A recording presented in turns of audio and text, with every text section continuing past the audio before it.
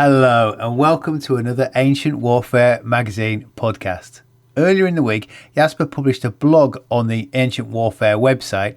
That's ancient-warfare.com. And the title was Why I Love Ancient Warfare. To discuss why Jasper loves Ancient Warfare, I'm joined by Jasper Oothruys, Mary Dahm, Marc McCaffery and Marc DeSantis.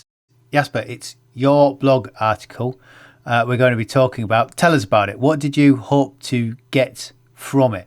I don't know. I guess I was just inspired to write that blog because I get asked this question, with some regularity. Why does somebody who seems otherwise sane of mind, obviously they don't know me very well, get so invested in this topic from so long ago? And it's not just civilization, it's very military.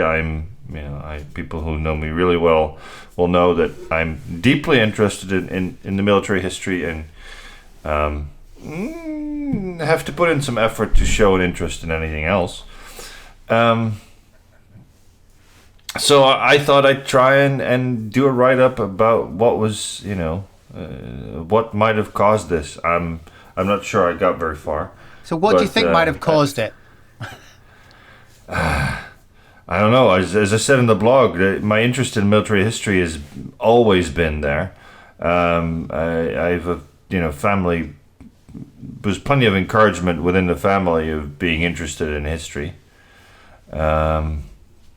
And then, probably somewhat coincidentally, I just got routed into ancient military history, and that stuck. It's why I love ancient history. It's not just history. I mean, I'm sure all of us. It's history. It's military history, and we all have our periods and oddities that we like looking at. But why specifically did you go for ancient history? I don't know. There must be something about it because, for instance, I love Peter as a great colleague, and he knows everything there is to know. At least I've not met very many other people who know more about medieval warfare than he does. But this is Peter, the editor of Medieval Warfare magazine. The editor of Medieval Warfare magazine. But the medieval period doesn't interest me at all. Never has. I don't know why. I mean, it maybe and I think it is. Formative years in university, when you're doing a course, especially the first year, when at least we go from, the beginning of history when people start to write to now, and the medieval era was always dominated by religious stuff, while for ancient history we had a professor who was perfectly happy to grab a bucket and a broom and, try and demonstrate ancient fighting tactics. I think such things make an impression, and if you love history and the puzzle of history and trying to make something out of the bits and pieces that remain, then ancient history is an excellent starting point. And I'm sure the Peter Connolly books have something to do with it, or the Worry book. There's this great diversity with all these different units, and there's the Greeks and then the Romans. The Romans are always inspiring, and there's so much to learn and so much detail we can actually get into, and you get a sense that you get a little bit of an idea of what these people were all about so long ago, and to get the sense that it's that far away and that different, and yet in some aspects it can seem so recognizable. I think that can make for a fascinating topic. It's funny, you're not the only person to have brought up the Peter Connolly books. David, one of our patrons, mentioned he was inspired by the paintings of Thermopylae and the Siege of Alesia. And it's funny how those those pictures can be so iconic's not what I'm trying to get at. As a kid, they get into your head, don't you? You kind of they stare seared at in your brain pictures. For some reason. Yeah. So Lindsay can't be with us tonight, but he recorded this. Is it this is your life where somebody can't be with you and you can play in their guest video. So sit back, and this is why, you know, Lindsay, why he loves ancient warfare. Behind me, you probably can't see it, but there's a bay across behind me, sits, or floats rather, the USS Midway. It's an aircraft carrier that was built in the final weeks of 1945, in the closing months of the Second World War. It was named after a famous battle that the Americans are very proud of winning against the Japanese. And today it's a floating museum. It has an amazing collection of aircraft and helicopters, which really spreads recent decades in modern warfare. You can also understand there how the lives of modern sailors going back several decades were lived in the hull of the ship. And you can understand, for example, how they responded to the call of duty and made sacrifices in the name of our society and specifically the United States. The ancient world has a similar sort of appeal to me, which is to say that it's separated by decades, millennia, in fact, 2,000 years. My particular period that I feel an association with is the Roman period. I try to understand why that is. I think it's partly the fact that I learned Latin at school. I was studying under a wonderful teacher whose name was Ira Lewis, who died, unfortunately, in the last 10 years, and she inspired me in a way that a lot of teachers haven't done. But her particular gift to me was to inspire me to have a curiosity about the ancient world. We were studying the Cambridge Latin project, and volume 8 of that was called Gladiatores. Inside the orange cover of the booklet was exposition of how Caecilius and his family would go off and enjoy a day at the gladiator games. But right at the back of the book, in English, conveniently for me, was a segment, an explanation of what the gladiatorial games were about. Almost at the same time, I actually managed to watch Stanley Kubrick's famous movie Spartacus, starring Kirk Douglas and Peter Ustinov, and it's a very memorable movie. It's, I think, in some regards, it has yet to be bettered. What it highlighted to me, I think, was this curiosity of understanding why is it a society that really is at its core representative so much that we hold dear in the West: organization, a respect for the individual, of law, culture, writing, art, these types of things, and yet at the same time glorified war and warfare. In fact, the way that a Roman displayed his courage, his virtus, as it is, which is now translated as virtue, but has a somewhat slightly different meaning than the Romans would have said. It's probably more akin to manliness. Virtus was really only displayed on the battlefield for many centuries, in front of his fellow Roman citizens. He was prepared to put his life on the line for the res publica, for the Roman Commonwealth. These are kind of glorious ideals, and it's very easy as a young person to be swept along by the seduction of that. In more recent decades, a career in commerce, and more recently an author studying some of the personalities of the Augustan era, I've tried to understand better the motivations of the generals and the leaders of the time. And they're not really so different than modern times. The craving for recognition, acceptance, for example, power. It's an amazing, seductive driver of human endeavor, something that we see in the lives of Pompey or Alexander the Great or Julius Caesar and so many other personalities. For me, Augustus Caesar, for example, is a particularly important personality because he was a man who understood what it was to rule, to build an empire, to organize an army, and to manipulate the images through the various media at his time to be able to convince people that he was the man that could actually make the Roman Empire, the Commonwealth, and restore it to the Roman people. This idea of army and combat and the way that he used it is appealing to me because it shows the adaptability of commanders, leaders, the extent to which technical innovation can be used and is in fact displayed if you go to museum collections, and you'll see, for example, the evolution of the simplest of arms and armor all the way through to some very sophisticated pieces of equipment that were inaugurated under Augustus, for example, the articulated plate armor, which existed at the same time as chainmail armor, and various other kinds of things which were available at the time. So that there, in the ancient world, you're able to access a variety of cultures over a span of 1,000 or 1,500 years, and be able to better understand, I think, ourselves from a point of view of conflict as a driver of human behavior.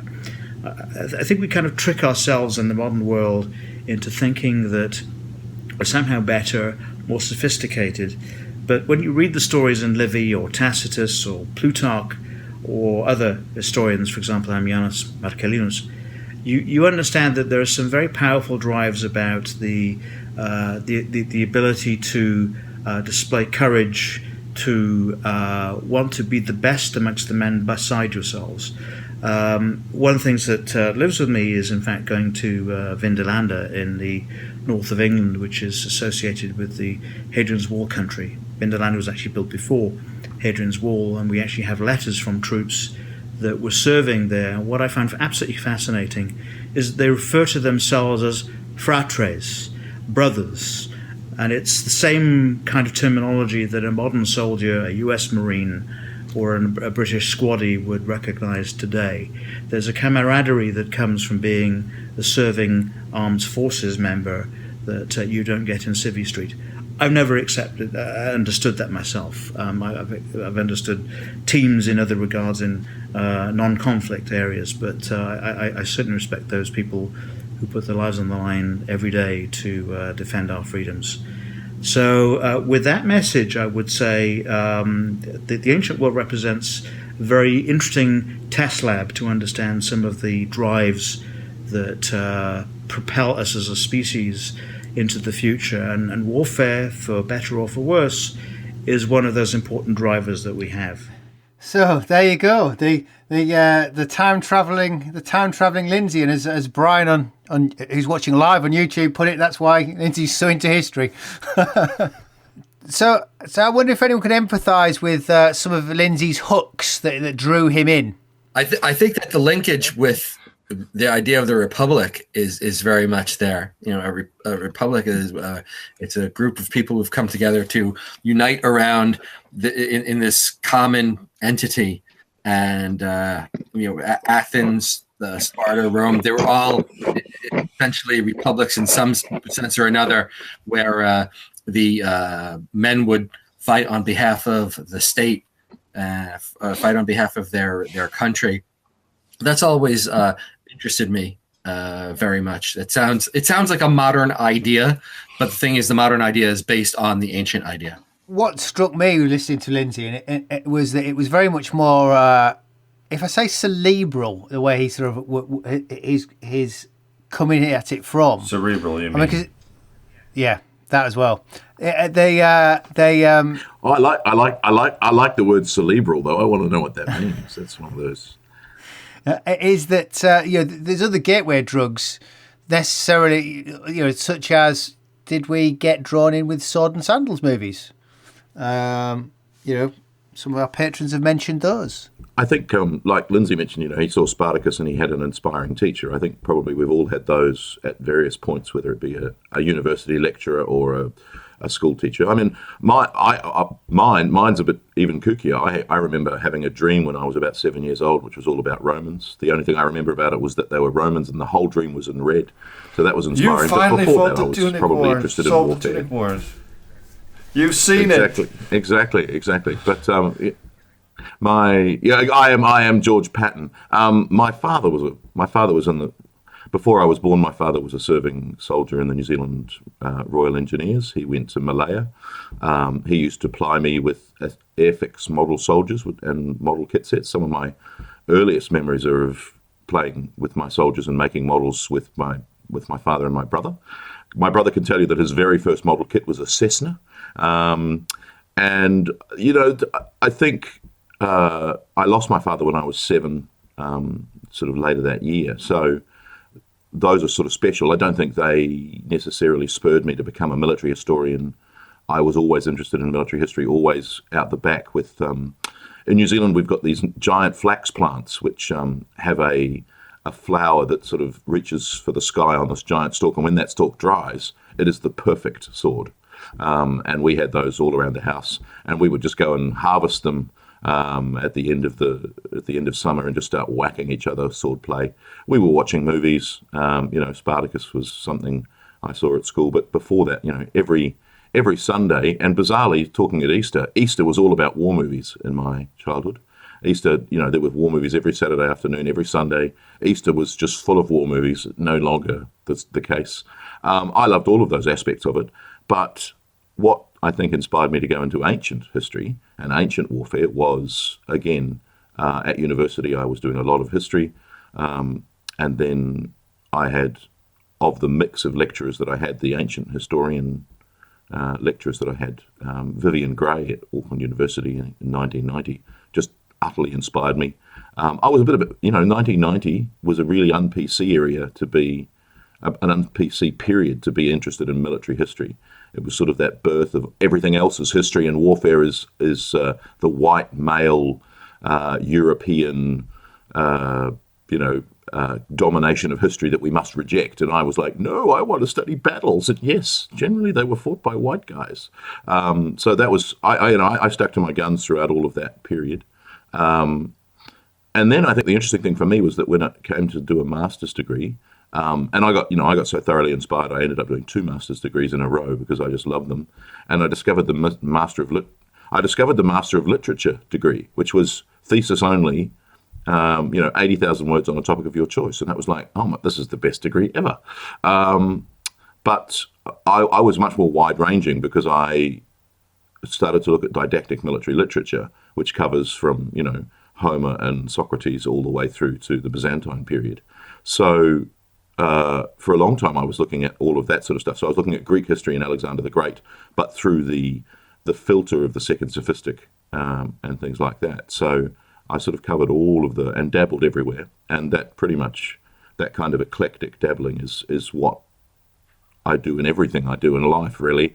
And the other thing, when Lindsay brought up, doing a career in commerce, it was like, well, when I was doing my first master's degree, I became inspired to become an opera singer. So for a long time, and I'm still an opera singer, so I've been an ancient military historian opera singer for the last, 30 years or so. So hilarious. Well, I made a note of that. I'd listened to Lindsay. Is the study of ancient warfare even a study in its own right? Do you always have to look beyond the warfare aspect of it? We're all strange generalists. Sorry, go on, Matt. I was going to say the depth of it is, I think, one of its greatest assets in terms of, like, I started out back in high school, end of high school, focusing on Thucydides. I had a teacher who walked us through step by step the entire Peloponnesian War for a year. And on the one hand, you can sort of get taken in by that, like it's the best kind of if you like to compare it to something like best kind of fantasy novel that you can possibly imagine. But at the end of it, you don't stop there. You've got other bits and pieces to explore, whether it's the weaponry, whether it's the tactics, whether it's the political side behind it, whether it's the society behind it. There are so many other aspects that you can start delving into, and one bit after another. I started on the as I say, on the Greeks, and then I think I sort of got into university, and that's when it sort of grabbed me that actually the warfare sort of had taken me at that point. And then I sort of got to university and thought, oh, hold on, the Romans, on the other hand, there's so much there in terms of the politics of that, sort of then grabbed me in sort of in a totally different way. And again, it's the depth of it. You just keep going, and still to this day, always being able to find some new aspect, some new take on something to chase after. The fact that warfare was all pervasive, and it's funny. I always complain about Warhammer 40k, which their tagline, "There is only war," and that bothers me. But yet, when you look back at the ancient world and the medieval world, both Greek and Roman, and the ancient world, warfare is everything. Everything is touched by warfare, and everything warfare touches. So, whether it be politics, whether it be political office, whether it be the great personalities that we study. Yes, most of them were military based. Yes, there's Cicero, but he was a commander too. All of that sort of thing. But well, he was proud of being a commander. Well, he said he was a commander, but Aeschylus's tomb. He didn't mention any of his plays. He mentioned that he ran at the Battle of Marathon. That's it. So there are people in history who've done amazing things who only wanted to identify as soldiers in the final counting. And I absolutely agree. Everything suddenly starts being affected and worth studying and looking at it. The other thing that I'll say when I meet people who are modern historians, and they can't cope with us not knowing. They can't cope with gaps in knowledge. Whereas if you were an ancient historian and you stressed out about gaps in knowledge, you would be, you would get so anxious it would be not funny. So the fact that we're quite comfortable not knowing, and the fact that we are excited to explore what we could know and combine knowledge in new and interesting ways, which we can still do, as you said. We can still look at aspects of ancient warfare that have never been explored. And that's true of all history, but a lot of modern historians can't cope with, we don't have all the evidence, we don't have all, there are huge gaps in chronology, there are huge gaps in, we don't know what he was doing. We can huge gaps in everything, yeah. Exactly. Whereas, they get very stressed out by that. And you're like, well, we've got a film of JFK being assassinated and we still don't know what happened. Donald Trump is president of America. We still don't know how that happened. We've got this probe, we've got the Russia scandal. There's huge we don't knows in modern history too, but people feel like in this information age that we have all the information, whether it takes a WikiLeaks to give it to us. And unfortunately, unless there's a cache of things waiting to be discovered, which there probably is, which is kind of cool, we don't have an ancient WikiLeaks. But we could somewhere in the Egyptian desert or the Near East or someone's basement or someone's attic. There could be something, there could be the lost books of Livy waiting. Well, I saw an article online yesterday that I forget which university was doing it. They had a palimpsest and a new technique of actually reading the text that used to be on there, and it was a Syriac one with a Galen text on there. So, stuff like that might still be around. It's certainly. Yeah. Well, they're starting to read all the Halicarnassus, not Halicarnassus, the Herculaneum. All those papyri that were sort of done in the Vesuvius eruption. They're actually able to scan and read those. And it's all poetry. Which is pretty amazing. So far, I think. Damn it.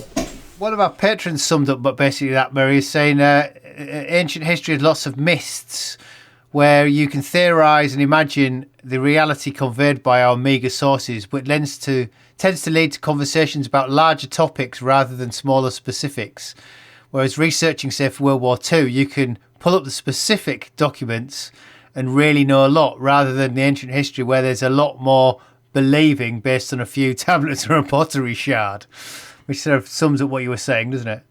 The historian in me then goes, yeah, hang on, but, there is still, we have methods and rules of evidence, and we can only stretch it so far. And in some cases, certainly when it comes to the Roman army, you can delve quite deep. Although, on the other hand, if we have an article in the next upcoming Ancient Warfare about the pay rates in the Roman army, and then you go, yeah, there must have been, 3 times a year for an estimated 450,000 soldiers in the Roman Imperial Army in the 1st and 2nd centuries AD. There must have been millions of some kind of papers with the papers or papyri or pieces of bark, some kind of note going, okay, this soldier XYZ got paid this much, this many deductions, because but we have 4. I think one of the other things, of course, is the formulaic nature of our evidence in many cases allows us to say, yes, we might only have 4 or 3 or 2 documents, but we know that this one document written in 373 BC and this other document written in 125 AD follow the same formula. Therefore, all other documents between those presumably, without other evidence to tell us otherwise, followed that same formula. And so we can restore, inscriptions and fragmentary documents, which is, I think, a fascinating thing. Whereas if you were to look at all the negotiations between World War II and now, you couldn't do that as a document. I think I might stir up a little. There are documents. I might stir up a couple of people with sort of saying this, but I find ancient history is actually better. It makes you take in more scope rather than you've got a lot of modern and medieval, but I'm sort of thinking more here when you're sort of talking about World War II all the time. You've got a lot of historians who focus, on tiny little areas of World War II. They barely really put it in context of even what happens in the rest of World War II. Nevertheless, what happens in the rest of the century, and yet we sort of, in ancient warfare, because we haven't got we've got meager sources, we haven't got all the everything that you'd like to have, but it forces us to actually put it in a greater context. Well, I think it's true. I think as a functioning ancient historian and a functioning military ancient historian, you do need to be able to have a broader context to be able to contextualize what you're saying. And I think it's also because we have to pull all these things from all these different sources. We have to be able to talk about the politics, the philosophy, the individual personalities. We can't concentrate, although, again, I think when you start to look at PhD topics, some of them are incredibly specialized. And, they can, and that can often be, well, I need to have a niche. I need to carve out that niche. My supervisor needs to approve what I'm going to do. Therefore, I'm only allowed to look at, the spearheads as depicted in Greek art, and that's absolutely fine. That's still going to be spearheads as depicted in Greek art from 800 BC till 323. Just 4 centuries. Yeah. You can't then have a career as a spearhead person. You're going to have to teach courses on ancient history javelin heads that cover. My first year course, javelin heads. My second year course, javelin heads. Is that where academic study parts company with, I don't say casual interest, keen interest, expert interest? Is that where academic study, I don't know if that's even, does it fall down even? Is it worse for that extreme specialism? I think extreme specialism is a part of academia, but I think in terms of the lecturers that I have had the honour of being lectured to, some are amazing academics, and you read their papers and they're phenomenal, and then in person they are dull as dishwater. Others are, they could make anything fascinating. The way they present material, the way they talk about it, how passionate they are, how researched they are, the nuances of their scholarship. And they're talking about something that if even going into that lecture, you'd be like, oh my God, I'm not looking forward to this at all. And then you come out with all these amazing, and like Marc was saying, the minutiae that we go into and the attention we pay, because we've got so little to pay attention to, we pay attention to it, which is gorgeous. I remember a colleague telling me that she was doing a master's degree on Propertius, and she spent 60 pages on the first word of the first manuscript of Propertius. One word, talking about what does this one word represent and mean. You're like, oh my God. But we all do that at some points. So I think that it isn't where it can be where knowledge parts company. I mean, when you get a really passionate person talking about, any subject that could not be your bag, but they make it fascinating, and you suddenly like, I'm really interested to hear you talk about that. I remember when you hear the people talk about rivets on the good old cliche of rivet counters in whether it be aircraft or tanks. Some of that can be fascinating, but it was like, really, they're tanks. There's so many cooler things about tanks than the rivets, or Spitfires, or they're spot welded, but all of that sort of thing. Something I've noted there, so perhaps we're of an age that's missed us by, but we seem to have missed the modern hook of, and again, it was mentioned by our patrons, the modern hook of computer games. If we've been inspired by books and, films, has no one had a brush with computer games that have got them? One of the strengths of our subject is that the age of computer games and that sort of media sort of gives sort of the general public, the non-specialist, an image of, how can I say, a superficial image of the ancient world, and then you can, when you talk to somebody who's not really into, knowledgeable about the subject, that's where the wow factor can really come in, that we can actually start exploring these things, and that's where the amazement can actually hook somebody who's a novice, who is a student who's coming through and sort of saying, wow, I didn't know that it could go into this so much detail. I thought it was just going to be a couple of sticks and stones being thrown around, and that's about it. I think it's the other way around. I play and I watch ancient films because I feel ancient. Because generally, when you look at ancient history films, they are military. There are very, very few ancient warfare films set in the ancient world that do not involve warfare. And I feel obligated to know about them and to watch them because I'm an ancient military historian. Same with strategy and tactic games that I felt obligated to play Legion and Rome Total War because I was a historian. And then you get the problems of debates about equipment and debates about tactics that the computer gamers aren't really interested in. Just like God, you should look on the Total War Center. They can talk about it, satisfy those people.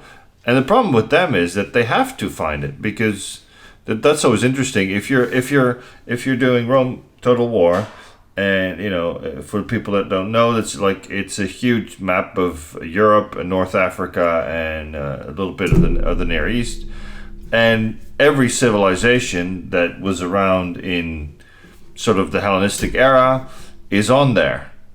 And obviously the makers of the game have given everybody a certain, everybody has a certain mix of units, and they work in a certain way. But it's possible to modify this game and make it more historical insofar as you can do that. So those people, they go to an enormous amount of effort to try and give the various kinds of Roman units different equipment and research the relative merits of their tactics and equipment, and you can manage that. But then you go various Bosporan kingdoms. A unit may have a name that's mentioned literally like once in some ancient source, and they go, but that should be this or that, and they have to come up with something unique, and they have nothing to go on unless there happen to be some warrior graves that have been found or that we don't know about, that they've plundered for their game. I remember coming across the Flaming Pigs elite unit, and that kind of was a last straw kind of thing for me. But I think it's true though. It's same with film. They've got to make a film. They can't have a gap we don't know what they wore, so they're not going to wear anything. You can't do that. You have to guess. And the same with exactly. I agree. But the fact is that when they then tell you that they're accurate or they're correct, that bothers me. Faking it's fine, but be honest. What movies and games do, as Marc said, is they can give people a hook to get interested and ask more. I remember, as I wrote in my blog, I became a member of the new Roman Army Talk forum at the time in early 2000, which was, I think, about 6 months before Gladiator came out. And oh boy, after Gladiator came out, there spike of interest in people. Is this right? Did the Praetorian Guard wear black? Did the Romans, have these wonderful, nice formations when they stood still, and as soon as they moved up, when everybody did their own thing, and did they charge through the woods, and did they have flaming catapults and all that stuff? That's endless material to discuss. So, in that respect, I hope there's going to be really. Gladiator 2. No. Yeah, well, and I'm sure we've all seen the commentaries with the DVD of Ridley Scott going, well, nobody knows anyway. So, did you think Gladiator might be my exception to what I was going to suggest? But I was going to suggest, do you think the old Sword and Sandals film from those, I guess, their 50s and 60s predominantly the ones that we remember, like the Spartacus, those ones in colour. Do you think that they had a greater draw for us than the very modern ones, which are kind of fantastical, aren't they, rather than historic? If you're talking about draw, then I think the draw is more effective. The less you know, the more effective it is, and all the movie techniques of music and atmosphere and the scenario that pulls you in. And as soon as you go and sit and watch a movie with all the knowledge that you have, it often ruins the effect. Can certainly ruin the effect for anybody with you. When you go, that's wrong, that's wrong, that's wrong. Commodus did not murder his father. Yeah. There's also an expectation of audiences today that, with CGI and everything, that there's going to be these, the big wow factors, the explosions, the huge battles. And I was sitting with a class a couple of weeks ago, teaching about the Armada, and we're watching. There's a Dan Snow program where they sort of reenact a couple of things, and they do a bit of experimenting with some cannon and firing cannon at couple of sheets of timber representing the side of a ship in those times. And of course, the kids sitting there watch this and go, "Is that all it does? Punch a hole in the side of the ship? Yeah. Where's the explosion? And That's throw what we see. Wood splinters that are about a foot long around at high speed. Yeah. No, that's not that. They want the explosion. They want the visual effect, and I think that makes even down to the uniform colours. They have to have they have to know that black is bad and white is good, which some films do pervert. But even in Gladiator, when Commodus comes out in the white armour, that perverts that sort of expectation. But there's an audio visual shorthand to how you interpret the ancient world on film. And, like the melee, you can't stay in formation because, you need to have one-on-one combats. And, that pervades virtually every ancient warfare film and medieval and fantasy. But there's lots of others as well that's just what people expect to see. And that's what, like the leather armor debate, that same set of leather armor that anything made out of the Roman studio just gets trotted out again and again and again and again. That's kind of like, well, that's what they wore, because we can see this other film where they wore it. You're like, ah! These 60s films almost read more like documentaries insofar as they're writing the tropes that all the latest films have followed, and people in formation and doing this and doing that and the other.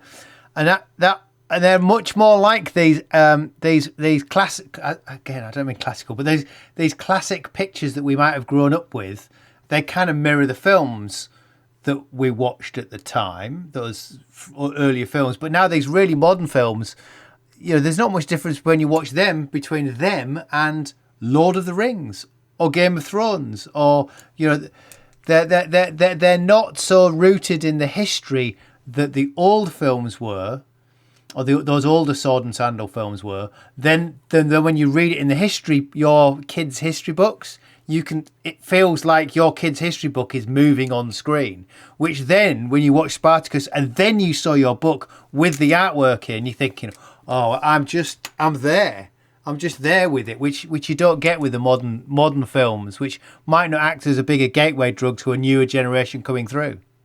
I wonder whether that is the influence of games and other technologies, because when you start to read about, the 1925 Ben-Hur, or, Intolerance, or the 1935 Quo Vadis, they did a huge amount of research into those films. And even the 1951 Quo Vadis, just the opulence, A, the cost, and B, I think there's also something really amazing about the physical nature of those. They built Rome, they rebuilt huge chunks of actual things, as opposed to all these CGI films where you're acting in a green screen. There's no sense of effort. Having said that, Charlton Heston claimed in his autobiography that he knew what it was to take a city because he'd filmed scenes of Valencia being captured. and when they were, calling out his name, no, it's the name of the character you're playing, Charlton. He knew what it was like. You're like, oh God, that's not good. But yeah, I think there is that sense of visual splendor in the old films, and that in a way isn't there. I mean, you look at the remake of Ben-Hur, and it's like, well, there was no need to remake this. The 19 No, but that goes for many remakes. Films.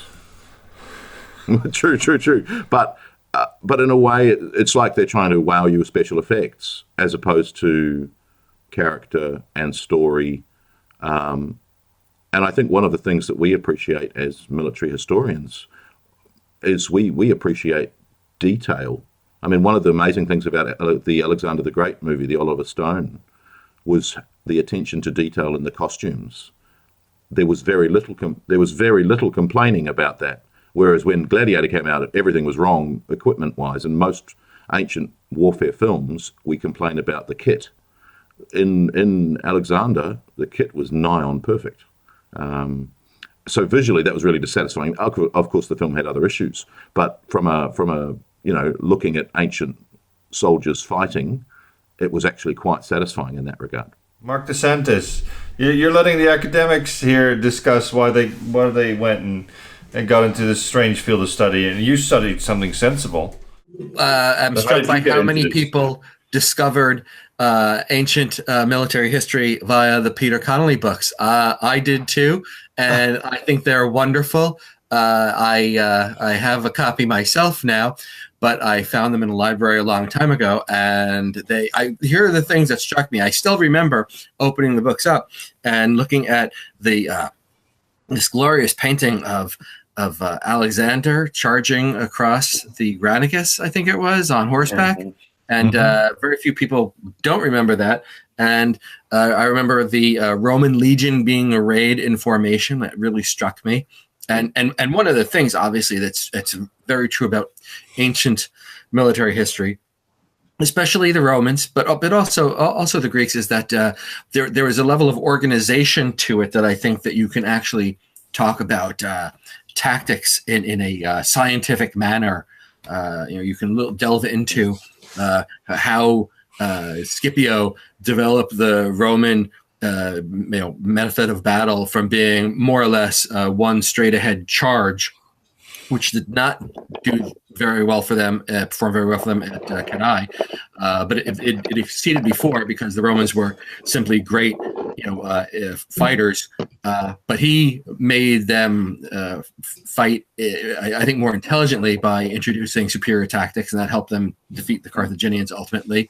And it's one of those things where you can look at how did the Romans array themselves for battle? What did where did they put their cohorts? How did they relieve perhaps an exhausted unit of soldiers? Were they able to do that during the battle? Was combat, for instance, constant once a battle began, or were there lulls in it that allowed people to maybe withdraw wounded or exhausted men and put in freshmen at the front? Probably. All those things interest me very much about it. It certainly seems that Roman military history enables a scientific approach, and I'm using the word scientific in the sense that there's something that you can actually maybe drill down and find about how they actually went to war. It certainly seems like it, and we can talk about it forever. Certainly about hoplites and that Peter Connolly painting was the cover of because originally it wasn't Greece and Rome at War; it was a Rome at War and a Greece at War. Yeah, I've got the two books in my classroom still. I know. I know this because I obsessively collect books and therefore bought them all. So the Alexander painting was the Greek warfare cover, and that's I remember seeing that. The Usborne books also, the Greek myths. So there was one on the Trojan War, one on the Heracles, and there was one other. Oh gosh, can't remember now. And they also had the build your own Roman, 1/100th scale paper models back in the early 80s. They were great as well. Very hard to get now. Trust me. You've tried, and you don't need more competition. I have tried. Exactly. I do sometimes wonder when you talk about things and then you go on eBay and try and win an auction, and there's suddenly all these new bidders, and you're like, who the hell are you? Where have you come from? You used to be able to click. On the ID, and it would tell you who they were. And now that's all become anonymized, whatever that is. Yes. One of our patrons points out, the classical world is all around him where he lives. Now, obviously, Jasper and myself are in Europe, and I'm just north of York and south from Hadrian's Wall, so it's all around me. But you three colonials. It's a different kettle of fish. Growing up in the colonies, was it more difficult to picture yourself in the ancient world? I had a totally different idea. I mean, I never went to Europe until after I'd done my university studies first time round, and going to Rome for the first time totally warped the entire idea I had in my head. So I had to sort of rethink everything, and still to now I take these classes to groups from my school down to Rome and Pompeii, or we've got a trip happening in a couple months to Elysia, and I'm trying to say to them, look, you're lucky to be doing this. You get the idea. You're able to. I think Lindsay mentioned before about the Cambridge Latin book, and of course it follows Caecilius and whatnot. And of course our kids they do their first 2 years of Caecilius, and then of course they get the opportunity to go down to Pompeii and actually visit his house and whatnot. Growing up, it was much more an otherworldly sort of sense, and that you're sort of getting into, and great to explore and whatnot. But it was certainly an arm's length, more than arm's length. Certainly, I was the same. I didn't get to go to Europe or Rome or anywhere outside of New Zealand until I, had left university. And so I was geeking out when I got to England and then rest of Europe. And I was very upset that no one else was excited about these, Roman ruins existing in all these little, towns and villages around England. I went on using the Roman Remains of Britain guidebook, I went on a tour of the Roman world, and I was asking to go into the basements of pubs and restaurants, and some of them had them in glass, and were appreciated. Others, like I went into a couple of pubs, and they were, "Oh, is that what that old wall is?" You're like, "Oh my God, no!" So, that was. I was quite upset that a lot of the European mindset took that history for granted, because it was, they grew up with it. It was all around them. Whereas for me, being in New Zealand, for me growing up, one of the things that amazed me was you could go to the Auckland Museum and see Greek and Roman artifacts. So the spread of Greek and Roman material culture got everywhere. Secondly, man, those ships went everywhere. Exactly. Well, I was feeding ducks, and I wear Roman legionary rings, and I was feeding ducks, and one flew off my hand and into a duck pond in a suburb of Sydney, and I'm like, oh my God, no. So in 2,000 years, they're going to find a Roman ring in this duck pond in Sydney, and they're going to be like, the Romans were in Australia. It'll be like, oh, my fault. But no. And I think the thing is that because our main tool is literature, the fact that I could be in New Zealand studying Herodotus and Greek and Roman warfare, and knowing as much as anyone else can, in the sense of, well, I've read everything there is to read. And yes, I hadn't visited the sites, and I'm not Roman or Greek, and you still encounter that kind of prejudice. Well, how could you understand? You're not a Roman. You're like, well, nor are you. You're from Tuscany. And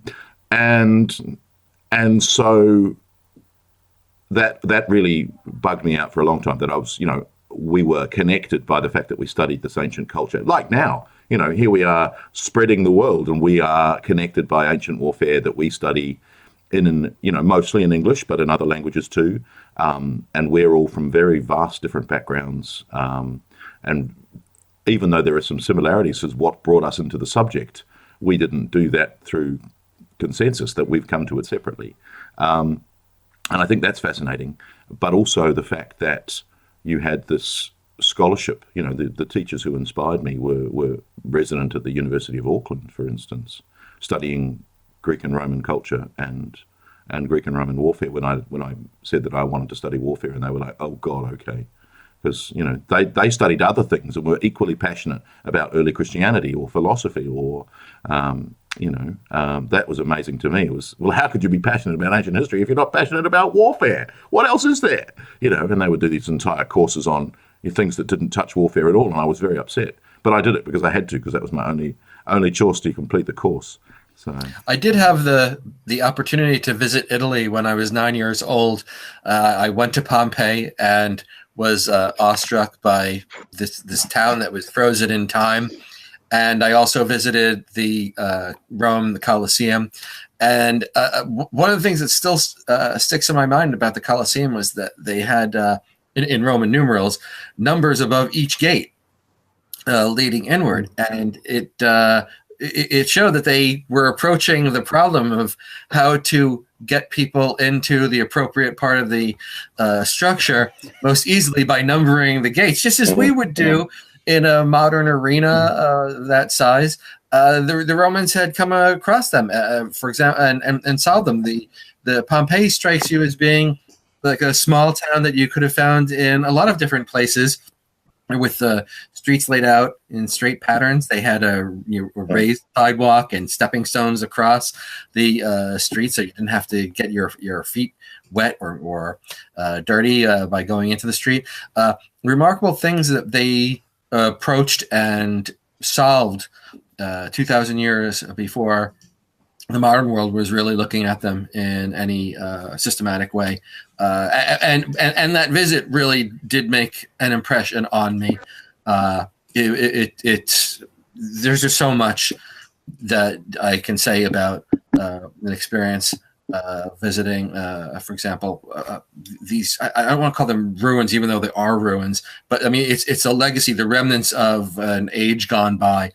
It's with me still. The ruins are fascinating because, again, coming back to our films and audiovisual shorthand, when you go back and look at these Roman buildings in the films, they're ruins. You know, well, they weren't ruins back then. You know, I appreciate that you're filming it on site, and that's pretty cool, but it didn't look like that. You know, paint it pink. Paint it gaudy colours, and you know, you have these fabulous Roman ruins, but they're not the way they would have looked. But they're visually, we recognise them. Like, oh, I recognise that. You know, all these Greek films where they've got these marble temples, and you're like, no, you need to paint it yellow with pink stripes, and you know, then you're okay. What about the influence of the Iliad or the Odyssey? I mean, I remember reading those, and they were just remarkable in terms of just the world that they brought out. I mean, the Iliad is itself, it's like a war story. When I was a kid, there was a TV program called Odysseus, the Greatest Hero of Them All, with Tony Robinson, who's Baldric in Blackadder. But I looked it up before we came on, and it's written by Tony Curtis, who wrote Four Weddings and a Funeral and various other huge films. And that must have been on when I was about 10. And it's basically just Tony Robinson talking at the camera, doing the story of Odysseus. And it was fantastic. And I can't find it again. I've never seen it since. It never seemed to have been repeated. It's not on YouTube. It's really annoying. I'd love to watch it again because it really got me fired up on the mythology of it all. Because I went, and weirdly, I went from that to Beowulf. Because it just got me all into mythology, the idea of mythology, and I do remember that I had I guess a simplified or cleaned up kid version of a ancient Greek myths book when I was little, and read a lot of that. So you know, reading bits and pick up strange things. I mean, I wonder sometimes. And maybe Murray knows this because he combines the two.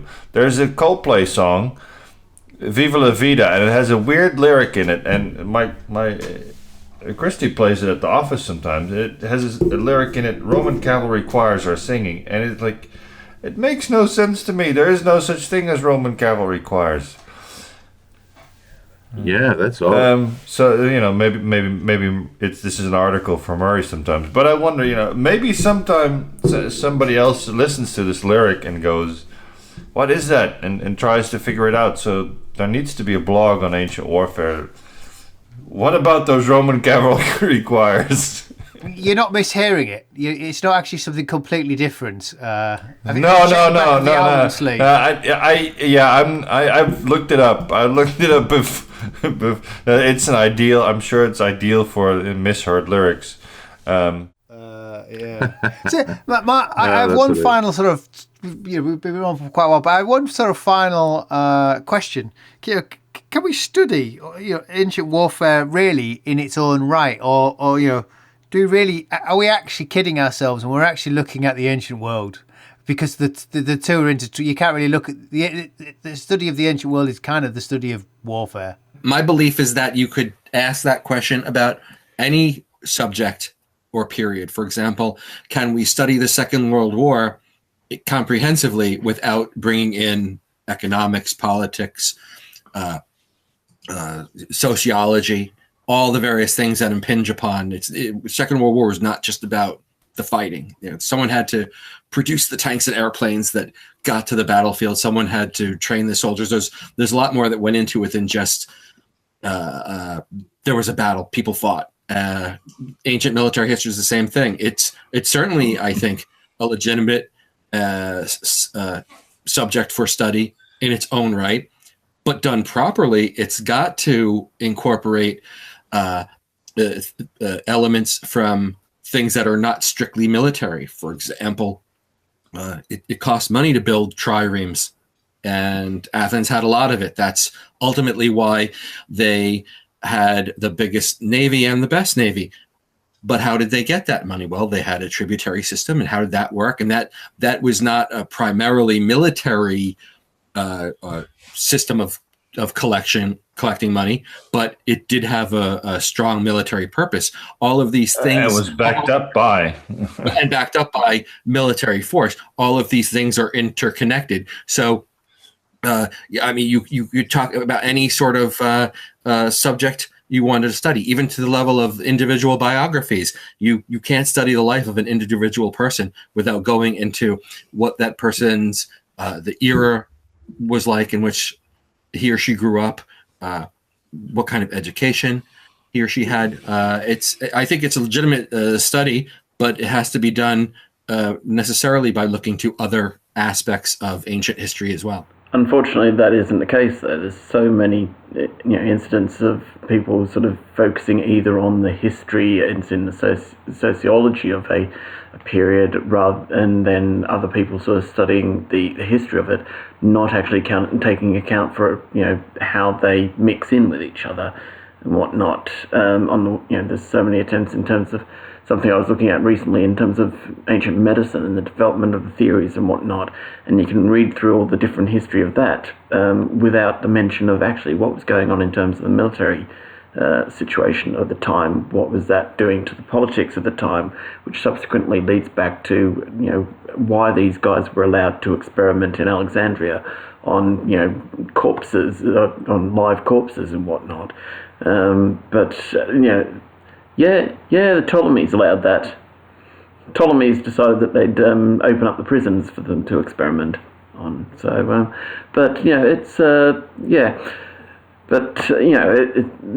you read some of these books and that are around, and you sort of think, well, actually, you're sort of focusing on your topic area, but you're not sort of taking account of the entire thing. We need to, but it doesn't always happen. I wonder whether that's that PC aspect of warfare, is not I think the trendy subject. It's been, I think I've seen it mentioned more than once that since the early 90s, when we had the various other social and gender and all those studies coming up, warfare and sort of big men history has definitely made a comeback. I'm not sure that's the problem. The difficulty is maybe that there is what we said. There is so much to consider, and if you want to make a point, in your book or in your article, you got to try and focus somehow on something, some way. But yeah, good luck with that, and getting it all in, and getting all the context, and not leaving your reader completely baffled about where exactly you're going or how it all fits together. I mean, so what Marc says is absolutely true. It's just there's a case of good luck with that. Yeah, the academia is still shunning that idea of the warfare. They're trying to get away from it. They're trying to sideline it and whatnot. But, whether it's in terms of gender studies, whether it's in terms of, bringing out those women's right, the women's side of history, or alternatives like, for example, the different ethnicities and how they came through in terms of the ancient world. Trying to focus on these niche areas, but in the end, you really need to look at all of it, and that includes the warfare. I mean, I don't. Being a niche person, I don't mind niche, but I think it's when you're niche at the exclusion of the bigger picture. When you don't credit that actually, what about this big thing that you need to look at in order to look at your niche thing? When they go, oh no, I don't, that bothers me. Like films saying they're accurate when they're not. It's like, look, if you're happy to specialise, I don't have any problem with that. But at least you need to recognise that your specialist subject stems from this other bigger, wider world. I think it's when you get that sort of arrogance of no, I don't need to look at that. And I think we are very open-minded. I'm not a philosopher. I'm not a mathematician. And yet I know that in certain aspects of ancient military history, I need to look at the philosophy. I need to look at the mathematical theorems at the time and go, right, well, that gives me a greater understanding of, in my case, technical handbooks. And, I remember reading that Loeb series on early Greek mathematics and just doing my head in. But they added to my knowledge. And I think that's the other thing, is that anything that contributes to your knowledge is obviously going to be beneficial. But then we have this problem today of, well, when do you fit it all in? And there's not enough time to learn everything. And how on earth did the learned Germans do it? Because they didn't have computers or anything. So, Well, I had a lot less secondary literature to read. And a lot more discipline, probably. So to be rounded, what we actually need to do is have a subscription to Ancient Warfare magazine and Ancient History magazine. Exactly, which we offer. Where would we find that, Jasper? You'll get to the store at www.ancient-warfare.com. And if you want a subscription to both, look under combined subscriptions. So do you think we're done? What are we looking at next time? What's the next issue of the magazine? What's the topic? The next issue of the magazine? Oh, well, that's going to be Augustus, the army of Augustus, which is always fun because we all go, that's the army we know most about. Yeah, not so much. Well, that sounds like a cracking topic for us. If, loyal listener, you want more Ancient Warfare, Murray has been busy recording a selection of articles he's written for Ancient Warfare magazine and will be releasing them from time to time to patrons exclusively. He's already given us an essay on ancient Tactica and looking at Homer. So to become a patron, go to patreon.com/Ancient Warfare Podcast. $1 or so for each time we produce a new episode really is helpful in paying for the podcast and keeping us motivated. So that's patreon.com/Ancient Warfare Podcast. So I think we're all done for now. I'm Angus Wallace, and thanks for listening.